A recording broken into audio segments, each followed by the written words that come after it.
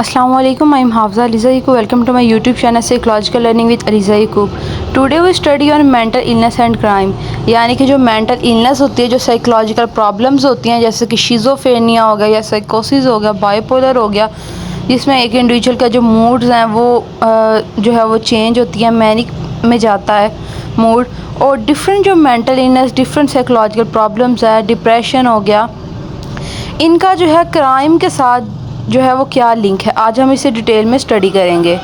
Certain psychiatric condition do increase a person's risk of committing a crime. Research suggests that patients with mental illness may be more prone to violence. Research के according भी जो है वो यही है कि जो एक इंडिविजुअल होता है, अगर उसका कोई साइकियाट्रिक कंडीशन होती है उसकी, या से कोई मेंटल इलनेस का सामना करना पड़ रहा होता है, तो उसके ज़्यादा चांसेस होते हैं कि वो वायलेंस का शिकार हो, वो वायलेंस करे या क्राइम जो है वो करे। फॉर एग्ज़ाम्पल, अगर एक इंडिविजुअल, अगर उसको लग रहा है कि उसको इस तरह कोई डिल्यूजन हो रही है, कि पैरानाइड डिल्यूजन हो रही है कि कोई मुझे नुकसान पहुंचाना चाह रहा है, कोई मेरे ख़िलाफ़ बातें कर रहा है, तो इंडिविजुअल जो है वो ख़ुद से ही उसके उल्ट जो है वो वैसा काम करने लग जाएगा कि कोई मुझे नुकसान पहुंचाना चाह रहा है या कोई बात कर रहा है तो वो मेरे ख़िलाफ़ बात कर रहा है, तो उसके बारे में वो नेगेटिव थिंकिंग करने लग जाएगा, नेगेटिव सोचने लग जाएगा।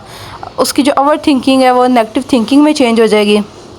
और ऐसे ही अगर उसे लग रहा है कि कोई मुझे नुकसान पहुंचाना चाह रहा है, तो वो खुद से वैसे प्रोपेगेंडा करने लग जाएगा कि मैंने इस इंसान को किसी तरह से जो है वो नुकसान पहुंचाना है। इस तरह ये जो साइकोलॉजिकल प्रॉब्लम्स होती हैं, जो मेंटल इलनेस होती हैं, ये क्राइम के साथ रिलेट करती हैं। How does a mentally ill person behave? Each illness has its own symptom. हर एक जो बीमारी होती है उसकी एक अलग सिम्टम्स होते हैं, लेकिन कुछ जो है वो साइंस होते हैं कि जो जिनके ज़रिए हमें पता चलता है कि ये मेंटल इलनेस है, कि ये जो इंडिविजुअल है इसे मेंटल इलनेस का सामना करना पड़ा है। फॉर एग्ज़ाम्पल, उनको किसी भी चीज़ का कोई खौफ हो रहा होता है, परेशानी हो रही होती है कि कुछ हो जाएगा, या वो डिप्रेस हो रहे होते हैं, मूड लो हो रहा होता है, या अपनी पढ़ाई के ऊपर, अपने काम के ऊपर जो है वो प्रॉपर्ली कंसंट्रेट नहीं कर पा रहे होते, क्योंकि उनके माइंड के अंदर एट अ टाइम बहुत ज़्यादा जो है वो सोचें चल रही होती है, वो ओवर थिंकिंग कर रहे होते हैं, जिनकी वजह से उन्हें प्रॉब्लम का सामना करना पड़ रहा होता है और उनसे प्रॉपर्ली जो है वो बिहेव नहीं हो पाता। जो इंसान एक मेंटल इलनेस का शिकार होता है, वो किसी भी तरह की मेंटल इलनेस हो, उसको वो सोच के जो है वो उसकी प्रॉब्लम्स के अंदर और ज़्यादा इजाफा होता है, उसका माइंड जो है वो एक जगह पे स्टक होता है। उसको किसी भी तरह की अगर साइकोलॉजिकल प्रॉब्लम है, जैसे शिज़ोफ्रेनिया हो गया है, उसको लग रहा है कि कोई मुझे नुकसान पहुंचाना चाह रहा है, कोई मेरे ख़िलाफ़ बात कर रहा है, या कोई बात कर रहा है तो वो मेरे ख़िलाफ़ ही कर रहा है, या वो ख़ुद से सेटिस्फाई नहीं है, तो वो उसके लिए जो है वो डिफरेंट प्रोपेगेंडे करता है ख़ुद को रिलैक्स करने के लिए। और दूसरों को जो है उसको जो लगता है कि कोई मुझे नुकसान पहुंचाना चाह रहा है, तो वो उसके ख़िलाफ़ जो है प्रोपेगेंडा करता है कि मैं उससे नुकसान पहुंचाऊं ताकि वो मेरा कुछ ना बिगाड़ सके। इस तरह से जो मेंटल इलनेस है, जो ये बीमारियाँ होती है, ये इंसान को क्राइम करने के ऊपर मजबूर करती हैं। जैसे कि अगर हम कंडक्ट डिसऑर्डर देख लें, जिसके अंदर एक जो इंडिविजुअल है उसके इमोशंस स्टेबल नहीं होते, वो कोल्ड इमोशंस होते हैं, वो क्या कर रहा होता है कि दूसरों की जो घर होती हैं, चीज़ें होती हैं, उन्हें वो बर्बाद करता है, जानवरों तक को नुकसान पहुंचाता है, बच्चों को नुकसान पहुंचाता है, क्योंकि उसको और ना उसे उस चीज़ के ऊपर कोई गिल्ट होता है। वो ख़ुद को रिलैक्स करने के लिए उनके पास के अंदर ये एक ट्रॉमेटिक इवेंट गुजरा होता है, कोई पोस्ट ट्रॉमेटिक स्ट्रेस उन्होंने इस तरह की देखी होती है, जिसकी वजह से, या कोई ट्रॉमा गुजरा होता है, या बचपन में उनके साथ जो है वो अच्छा बिहेव नहीं किया जाता। फॉर एग्ज़ाम्पल, एक बच्चा है, अगर उसके साथ कोई मदर है, उसकी स्टेप मदर है, उसने उसके साथ अच्छा बिहेव नहीं किया, तो उसके माइंड के अंदर ये एक ट्रॉमा बैठ जाता है, एक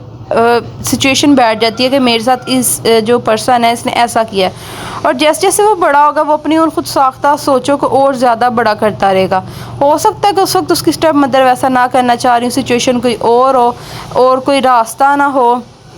या हो सकता है कि और चीज़ें वो इंसान उसे देख ना पा रहा हो, लेकिन अपने माइंड के अंदर उन चीज़ों को रख के वो आगे जैसे जैसे वो ग्रो करता है, वैसे ही उसकी वो जो नफ़रत है वो भी ज़्यादा बढ़ती रहती है, और एंड पे वो उन चीज़ों को नुकसान पहुंचाने लग जाता है। ऐसे ही जो डिफरेंट साइकोलॉजिकल प्रॉब्लम्स हैं, उन इंडिविजुअल को जो है वो क्राइम करने के ऊपर मजबूर करते हैं। जैसे कि अगर इंसान बाइपोलर में है तो उसकी मैनिक स्टेज आती है, जिसमें इंसान बहुत ज़्यादा हाइपर हो जाता है, अपनी जो है वो ताकत से ज़्यादा काम के अंदर ख़ुद को इन्वॉल्व करता है, और ख़ुद को भी वो नुकसान पहुँचाने की कोशिश करता है, और दूसरों की भी चीज़ों को बर्बाद करता है, तोड़ फोड़ करता है। तो इस तरह जो है ये एक जो साइकोलॉजिकल प्रॉब्लम्स होती हैं, जो मेंटल इलनेस होती हैं, वो इंसान को जो है क्राइम करने के ऊपर मजबूर करती हैं। इस तरह से ये जो साइकोलॉजिकल प्रॉब्लम्स हैं, ये क्राइम के साथ रिलेट करती हैं। Investigation of good studies disclose a far weaker connection between major mental illness and criminality than many people stereotypically assume. कि कुछ ऐसी रिसर्चेस भी की गई जिनके ज़रिए पता चला है कि मेंटल इलनेस के दरमियान और क्रिमिनलिटी के दरमियान वीक कनेक्शन है। इतना स्ट्रॉन्ग कनेक्शन ही जितना कि लोगों ने स्टीरियोटिपिकली बना लिया हुआ कि अगर एक ये कोई इंसान की जहनी हालत ठीक नहीं है तो वो यही अगर घर में कुछ भी गलत काम हुआ या कोई भी चीज़ तोड़ फोड़ हुई है तो उस इंसान के ऊपर नाम लगा दिया जाएगा कि ये इसने ही ख़राब किया है, ये इसने ही चीज़ को तबाह बर्बाद कर दिया है। Most people with mental disorder do not engage in serious criminal behaviour. कुछ जो इंडिविजुअल हैं वो अपनी मेंटल अबनॉर्मैलिटी के अंदर जो है वो सीरियस इस तरह का जो है क्रिमिनल बिहेवियर शो करते हैं, लेकिन इस तरह नहीं है कि हर जो इंडिविजुअल है जिससे मेंटल डिसऑर्डर का सामना है वो इस तरह के क्रिमिनल बिहेवियर के अंदर ही इन्वॉल्व होगा। फॉर एग्जांपल अगर हम डिप्रेशन को देख लें तो डिप्रेशन के अंदर एक जो इंडिविजुअल है उसे एक टेंशन होती है, वरी होता है, वो इस तरह उसको अपना फ्यूचर कोई नज़र नहीं आ रहा होता, वो नाउम्मीद होता है। उस नाउम्मीदी के अंदर उसे बिस्तर से भी उठा नहीं जा रहा होता, तो वो उस टाइम पे वो क्या क्राइम कर सकता है, उस टाइम तो उससे कोई क्राइम नहीं हो पाता। इस तरह ये डिफरेंट डिसऑर्डर्स होते हैं और इंडिविजुअल की पर्सनैलिटी के साथ जो है ये जब मेंटल इलनेस लिंक करती है तो उससे पता चलता है कि कितने जो इंडिविजुअल हैं वो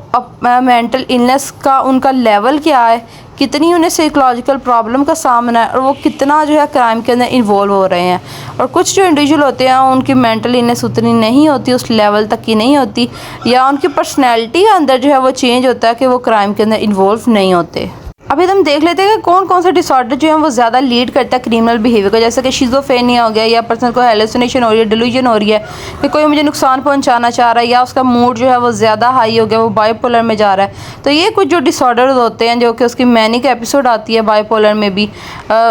ये जो है इंडिविजुअल को ज़्यादा क्राइम करने के अंदर, वायलेंस करने के अंदर जो है वो राग़िब करते हैं। The most serious forms of personality disturbance with result in mental disorder, the most serious mental disturbance are referred to as, यानी सबसे ज़्यादा जो एक सीरियस मेंटल डिस्टर्बेंस होती है वो साइकोसिस होती है, यानी जैसे कि शिज़ोफ्रेनिया हो गया, बाइपोलर डिसऑर्डर हो गया। तो ये जिनके अंदर एक इंडिविजुअल के जो मूड स्विंग्स है वो हाई और लो पे जा रहे होते हैं और इंसान जो है वो बहुत ज़्यादा कभी ख़ुद को इनर्जेटिक फील कर रहा था और कभी जो है बहुत ज़्यादा गमज़दा हो जाता है। तो ये जो साइकोसिस की प्रॉब्लम होती है, साइकोसिस जो मेंटल इलनेस की स्टेज होती है वो ज़्यादा जो है एक इंडिविजुअल को राग़िब करती है कि वो क्राइम करे।